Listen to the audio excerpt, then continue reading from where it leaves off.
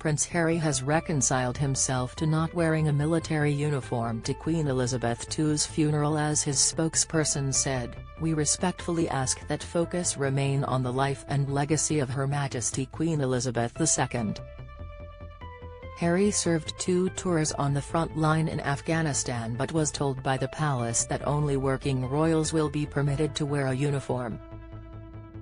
That will leave him and Prince Andrew in mourning suits for the ceremony at Westminster Abbey, on Monday, September 19.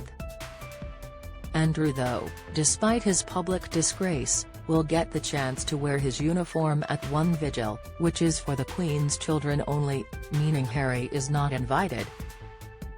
However, the Duke of Sussex moved to diffuse any tension over the decision by calling, through his spokesperson, for the focus to return to his grandmother.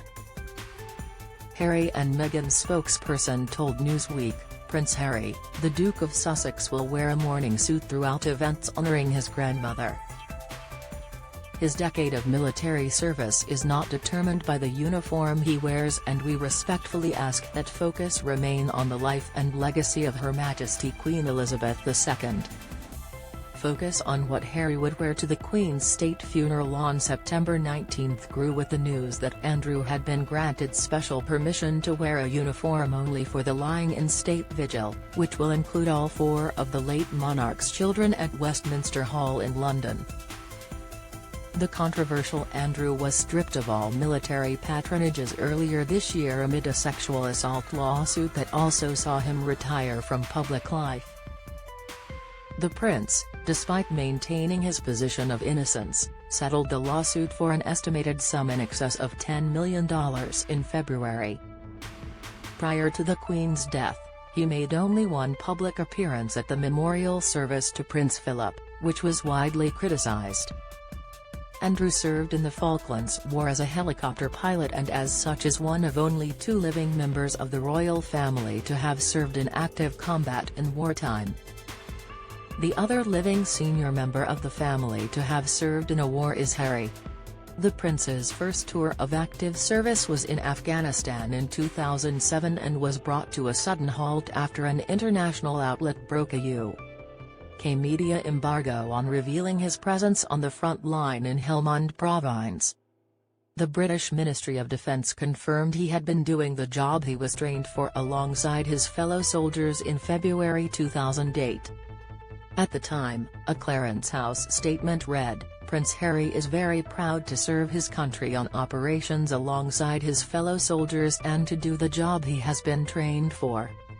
However, Harry's second tour was more dramatic still, as he manned the guns on an Apache helicopter, providing air support to troops on the ground between September 2012 and January 2013. Quoted by the BBC, he appeared to confirm rumors he had killed enemy Taliban fighters during operations during an interview at the end of the tour. He said, "If Terry's people trying to do bad stuff to our guys, then we'll take them out of the game, I suppose. Take a life to save a life. The squadron's been out here. Everyone's fired a certain amount." The prince retired from the army in 2015 and has since then maintained strong links with the services, including undertaking the role of Royal Marines Captain General. This valued association was lost in 2021 when Harry's military links were severed as part of his stepping down as a working royal and moving to the U.S. Despite no longer being officially associated with the armed forces, the prince remains committed to championing ex-servicemen and women through the Invictus Games. The Games were founded in 2014 to showcase the mental and physical strength of sick and wounded former forces members. The 2023 Games will take place in Düsseldorf, Germany next year, with Harry scheduled to attend as founder and patron. Queen Elizabeth II's state funeral is expected to be one of the largest gatherings of foreign royalty and heads of governments in Britain over the last century and will take place on Monday, September 19.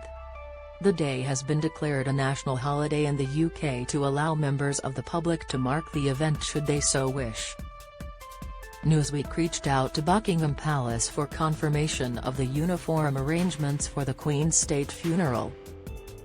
Update September 13, 2022 1:05 p.m. ET. This story has been updated with additional information. Do you have a question about Queen Elizabeth II, King Charles III or their family that you would like our experienced royal correspondents to answer? Email royals@newsweek.com. We'd love to hear from you.